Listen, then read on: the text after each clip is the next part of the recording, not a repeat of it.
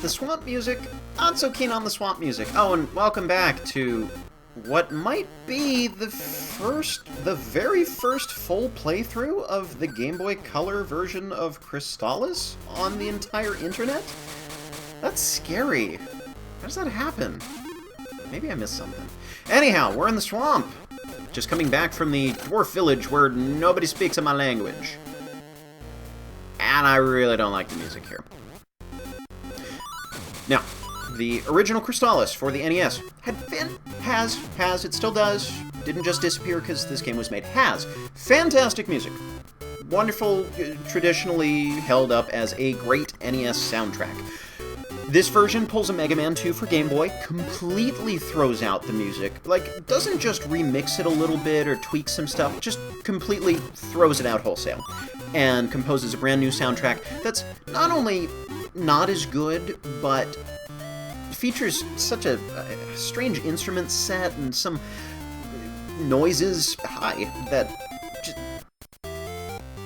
It's an okay soundtrack on its own, but compared to the NES soundtrack, which is not very good, and I'm blathering now. There are some okay tunes. If they would have switched, like, the town tune is okay.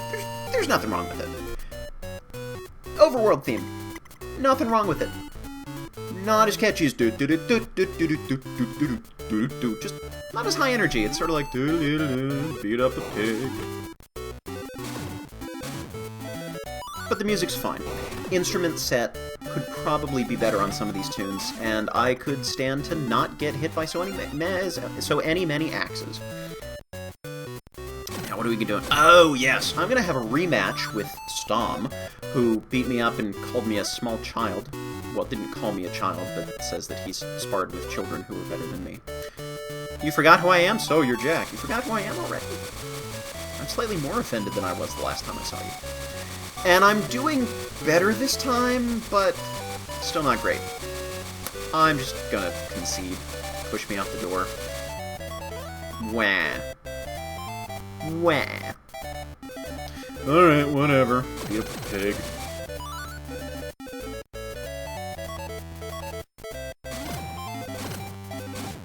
Okay. So what else can we do here? We've explored the swamp, we've noted that we don't speak the language of the dwarf people, so not really anything we can do there. Ooh, can't beat Stom right now. Well, probably could, but not gonna. Not at the moment. But there's more to explore, so take a look down this way. That's just wrong. The NES version, again, I'm going to be making frequent comparisons to the NES version, because I would think that that's the primary reason for watching this. Like, if you're going to watch a playthrough of Crystalis, watch the original. But if you're curious about the version differences, watch one about the Game Boy Color adaptation. I was saying something. I know I was saying something. I feel it. I feel I was saying something. Oh, the weapons, right. So, the original Crystalis, the NES version. These guys are damaging. Thinking. This is why I usually rehearse my commentary in advance. I'm gonna go back and heal. This is not a safe place to be right now. I normally think out my commentary in advance, and then when I'm doing videos like these, and then practice a bunch, take a bunch of takes, save the best ones, edit them, that kind of thing. Which is why it takes me months, if not a year, to release other videos. I'm just sitting down, and I hit record, and I'm talking to the video ends. So I'm revealing myself for as high doofus-ish as I come across sometimes when I just run my mouth off. Hopefully it's interesting. Oh, right! So the weapons. So, in the NES version, you have different swords, and different swords affect different enemies. Sword of Wind does not hurt every single enemy. Sword of Fire does not hurt every single enemy. Some of the enemies have multiple vulnerabilities, some can only be killed by one type of weapon. This game completely eliminates that. Every weapon works on every enemy. If you really don't like switching between weapons, it's a really good thing. And the weapons do different damage. Some are more effective against enemies than others, but I need a weapon that's effective against Stom! Yes! I'm winning! Hooray! It usually takes me 3 or 4 times to get this guy. And I could never figure out if it was really contingent on your level, like you pushed him back farther or more easily if you were higher level, or if it was really just me buckling down and button mashing better. Ah! Another challenge. Yay, telepathy! I'm sorry, it was teleport, not telepathy, that breaks the wall in Mount Saber North. Okay, now I can talk to people. I'm gonna use this once, right here. I apologize for suggesting that I was more skilled. No, you apologize for suggesting that my skills are not even comparable with a child's. Thank you. So yeah, the weapons. All the swords are interchangeable. Takes out a lot of time spent switching back and forth between weapons, but takes away a huge portion of why this game is as strong as it is. Takes out a lot of the challenge. But it still works. Yeah, I'm going to attempt to switch up my tactics for... Yeah, but I put on the gas mask this time! For charging up my sword, instead of just constantly pausing and waiting for it to fully charge up. Every once in a while, I'll do a little step forward, let it charge a little, step forward, charge a little, so it doesn't feel like I'm just standing around all day long. That is one complaint that I have heard lodged toward this game before. A lot of waiting for charging up. But that's okay, because you don't actually need to charge up all the time. You can just run forward and attack things. Oh, I am such a welcome visitor. Oh no. Missing dwarf boy. Rescue mission. Escort quest. What monster? There are plenty of monsters out there.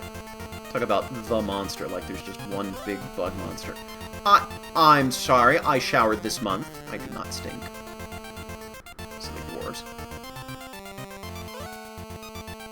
Okay, I know I talked to you before. Okay. So what now? Nobody wants me, but there's a little boy on the loose.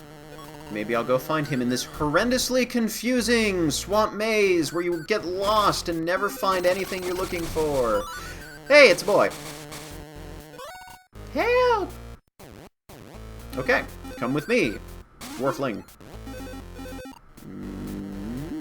Stop getting caught. Okay, better pathfinding AI than some of the escort quests I've been on before.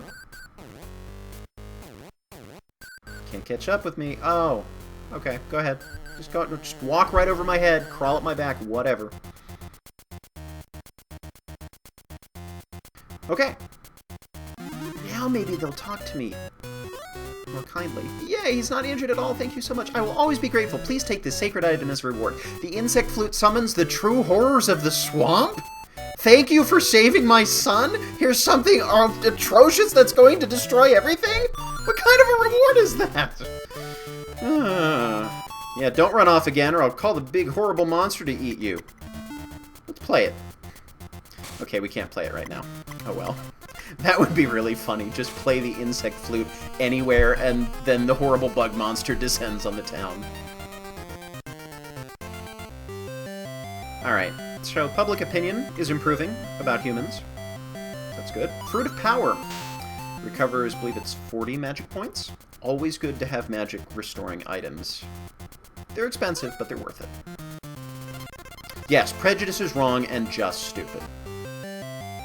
They beat you over the head a little bit with the message here in this town. It's a good message. But I mean, they kind of beat you over the head with it.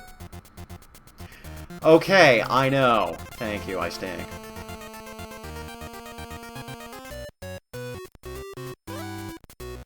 I like the little bearded dwarf.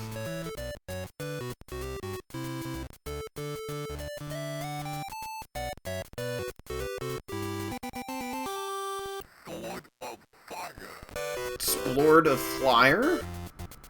Oh man. So we have a sword. Sword of Fire. Yeah. Okay. Fireball. I am not trying to destroy your town. I apologize. And let's see this thing. Yeah, save the game. That's good to do every so often. Not like this game is terribly unforgiving when it comes to death. I mean, not that I would know, I don't die in games like this. No, not ever. Especially not Crystalis. I've been playing this game a long, long time. Like I said, since it first came out in, I think, 1990. And I got all my deaths out early. Bug! He looks a little smaller than he does in the NES version. I realize that the whole screen is smaller, which also makes it a little more challenging to get through the game. You just, as you've probably seen me do already, just run smack headfirst into enemies that you would have otherwise seen coming. But he's smaller and looks a little pixelated, grainy. Hey, took him down!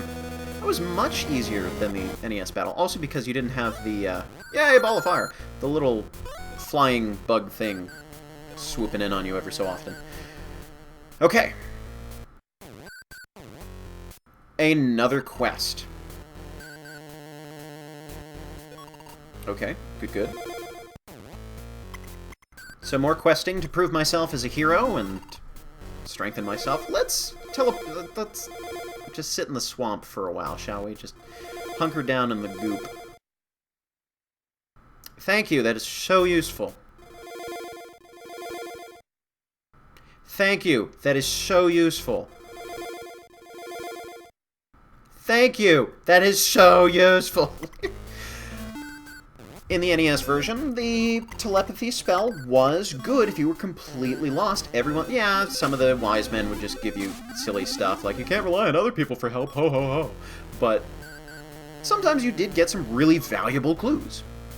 And I guess that's also true here. I mean, this is the only time in the entire game that I use this. Ooh, I like the ball of fire. Very good. Yes. So, telepathy. Good spell. Don't really use it again. Probably should. Just for the fun of it, see what kind of advice they come up with, but not necessary. Because they do a really good job of pointing you in the right direction, telling you what to do next.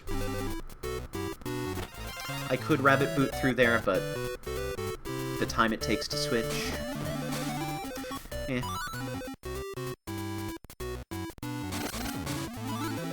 Now, with the enemies all being vulnerable to all of the weapons, after you get level 2 Sword of Fire, you really do not need to use any other weapons almost the rest of the game.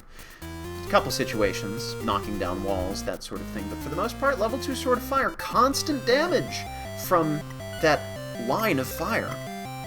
It doesn't matter if other things are more effective. I don't want to sell my armor yet. I'm close. Yeah, nothing else I really want to sell at this juncture. What I'm going to do now is I'm going to march out into the field, beat stuff up for a little bit to gain some gold. Or dollars. Gold dollars. They drop gold coins, but the currency is dollars in the shop. So I'm going to beat up a couple of things and gather just a little bit more money. And then I'll buy my armor, and then we'll move on to Mount Saber West and explore that for a bit. Now, because this game can become a grind fest, and it is possible for you to see the same thing over and over and over again, I'm going to try and speed through some of the more grindy parts of the game and all of the backtracking, because there's also a fair amount of backtracking that can happen as well. That's interesting. So when you get hit or when you move, instead of just firing a steady stream, you continue to fire like individual blocks of that stream of fire as you're being pushed aside. So it can kind of go on a diagonal path as you're moving. I think that's interesting. Yes, now, oh, appraise. That's a new feature of the pawn shop, not present in the NES game. You can actually figure out what things do without the instruction manual. Very handy to have that in-game. I like. So there are improvements in the Game Boy Color version. Not everything's an improvement. Some things are a little worse. Some things are much worse. Some things are lateral shift. But overall, there's a decent amount of good stuff to make it at least worth playing. And of course, if you can't get your hands on a copy of the NES game, this is a decent substitute. Yeah, see, there's the diagonal firing thing I was talking about. If you are playing the NES version and need to switch back and forth constantly between weapons to actually do damage to certain creatures, such as these snow, ice, whatever zombies. They don't take damage from every weapon. I recommend picking whatever weapon works against most of them, most of the enemies in an area, because sometimes... Whoa, there should be a cave here. Why is there no cave? Oh well, I will keep exploring. So my recommendation is to either pick a weapon that's going to do damage to most of the enemies in an area, if they've got varying vulnerabilities. Ooh, icy slope. It'd be fun to play with. Whee! Or pick the weapon that is going to take out the most obnoxious enemy that's the hardest to avoid. Is there a cave there before? I feel like that might be in a different spot. Whatever. Ow! Yeah, you run headlong into things. The screen, to be able to keep the characters, the sprites, the backgrounds, everything all the same size, they had to shrink down the viewable area of the screen for the Game Boy Color. And you run into things, like I said before. Okay, let's keep exploring, walking around. Ooh, ice wall! Yeah, take those down. I like ice and snow and... Ow! Wait a second. You guys didn't shoot paralysis wibbly-warbly waves before. Especially not ones that carry poison. How does that even work? Poisoning my mind. Psychosis waves. Okay. So, could carry an antidote. Yay! Tornado bracelet! Now I can charge up my Sword of Wind to level 3. This is not something I do a whole lot outside of boss battles, mostly because it consumes magic points. Level 1 and 2, you just charge up fire as much as you want. Level 3 consumes more and more magic points for each of the swords. Sword of Wind should be about 8 points, I think. Fire is 16, I want to say. Don't correct me if I'm wrong. You'll see it for yourself if you count. But ow! The level 3 attacks do consume magic points. And that's fine because they're very powerful, they're very good, but unless you're really just surrounded by enemies and you're not going to make it out, or unless you're in a boss battle and just need to speed it up, or unless you really just want to have a cool bang-pow attack, you don't really need to have the level 3 sword equipped. Level 3 power. Oh! And on that note, in the NES game, things got a little complicated if you were switching between equipping the ball. So your default sword only charges up to level 1. You equip the ball, you charge up to level 2. You equip the bracelet, which overrides the ball, just replaces it in that spot in your inventory altogether. That lets you charge up to level 3. After you get the bracelet, if you unequip the bracelet, your default sword, just plain old sword, no ball, will charge up to level 2. Interesting little tidbit, if you keep finding yourself accidentally charging all the way up to level 3 wearing the bracelet, and want to have the firepower of level 2, but don't want to use the magic points that you risk by charging up to level 3, just unequip everything and just equip the sword. Am I making sense anymore? I feel like that's something that would be better in writing. Maybe if you use transcribe audio, if Google still has that feature by the time you're watching this. If YouTube is still owned by Google by the time you're watching this. If Google and YouTube and the internet are still here and you're still able to watch this. If there's a transcribe audio feature, it's usually very entertaining. Because, at least at the time of this recording, I haven't completely worked out all the kinks, and so sometimes the words that I'm saying get written out into captions that make no sense, because it was programmed for political speeches and not video game ramblings. Back in the cave. There's a lot of labyrinths in this game, a lot of mazes. None of the labyrinths have David Bowie in them, but they're engaging all the same. It's very easy to get lost, so map making, probably a good idea. Or finding a consistent pattern to explore dungeons, always go right first, always go left first, that sort of thing. Or, if the internet still exists at the time you're watching this, go onto the internet, find a map. Worm. I also like to only open passageways, only knock down walls, when I'm definitely for sure going through them. I don't just blow up a wall and then keep walking past it because the hallway continues in the other direction. So that also helps to ground me in remembering where I've been and where I'm going. Yay! Here's the tornado bracelet, Tornel. Ah! Oh no. Oh no. So the villagers of Leaf, the first town I showed up at, they've been kidnapped. Packed into a... well, we'll see that in a minute. And I don't have enough magic points to teleport, use this new spell that Tornel just gave me, so I can't teleport to Leaf to see that for myself. So what I'm going to do instead is walk back there. This is backtracking. In the future, I'll start to speed through the backtracking sections, but, yay, level up! For the beginning, at least. I'm going to help you get the full game experience of all the backtracking and grinding and, well, not a whole lot of it, but a little bit. Oh, yeah, right. So I just got to level up and can actually teleport back now if I want to. But I'm going to explore the mountain just a little bit more in case I missed anything.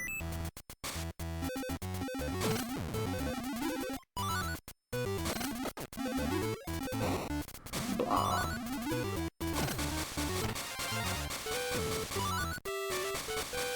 Step, step, step. The other thing that's good about this, and makes melee combat just poking things with the sword less of a hazard, is that enemies do get pushed backwards when you hit them.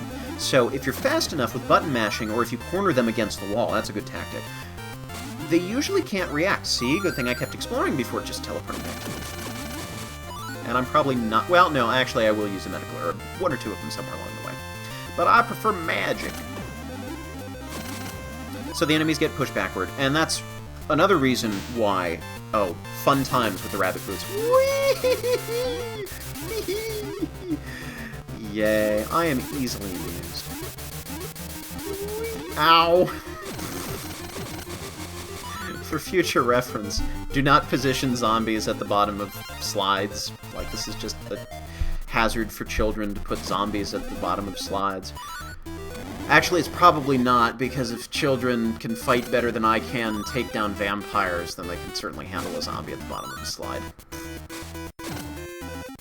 Yeah, so level 2 Sword of Fire. Reason why this basically replaces almost any other weapon, at least level 1, level 2 power in the game, in this game, because you push enemies back constantly with that constant damage, and they're getting pushed back even farther at the same time, so it's just overall a very good weapon to use. But I'm going to try and show some variety and switch up weapons, not as constantly as I would in the NES game, because it's not necessary, but show you the effect that they do have on some of the different bad guys through here. Do I need anything here? I'm going to pick up an antidote. An ant-dot. An antidote. And sleep at the inn. Comfy inn. Okay. So, I'm going to Leaf, right? Well, I'm going to save first, but I'm going to Village of Leaf, right? Or am I just going to wander around here and kind of forget what I'm doing? That's one of the things about Crystalis, is that it's an open enough world that it's easy to forget what you're doing. Oh, this is important. So this little river crossing here we'll come back to later. Remember that. It's easy enough to get lost and forget what you're doing. I've played this game so many times. It is a yearly tradition. The NES version, when it starts up, it's talks about October 1st, the end day, end of the world, civilization as we know it. And on October 1st, every year, nobody's here. I celebrate the end day by playing through Crystalis. And after all this time, I still kind of forget where I'm going every once in a while. It's impressive. Alright, well, nobody's here. Steal all the things! All of them, everyone. Steal the bunny! Oh, hey, there's a bunny. Did not get kidnapped. Kidnapped. Ooh, everybody got herded into a floating tower? Did they tell us about the floating tower already? Okay. I will teleport away. Away I go!